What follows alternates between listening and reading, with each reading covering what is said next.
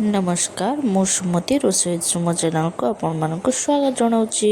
प्रथमे मु सुखिला लंका को गरम पानी रे भिजे नहीं 10-15 मिनिट पाई कारण तार कलरटा भल आसीबो। ये बैगण को मु भल भाव धोई नहीं या काटिबा। बैगण को टिके मोटा मोटा साइज करके काटिदेबे। देखंतु एहीपरि भाव में मोटा मोटा कर काटि नेबे। बैगण को ये तेरछा तेरछा कर काटि नेबे। देखंतु पूरा ये डायमंड शेप रे हो गला। बतुरी थिबा लंका को देली।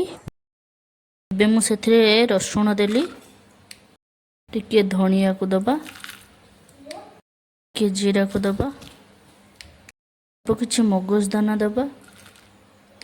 एक गोटे फाइन पेस्ट करि नबा। लूण हाफ चामच दबा, सोरिष तेल 1 चामच दबा, 1 चामच हलदी दबा। मसला को टिके भल भाव में गोले नबा। एमती बैगण रे मसला को भल भाव में लगे नबा। ए गोटे पेन ले टिके सोरिष तेल देकी सेथिरे बैगण को भाजीबा। सब बैगण को मु एबे पकई देछि।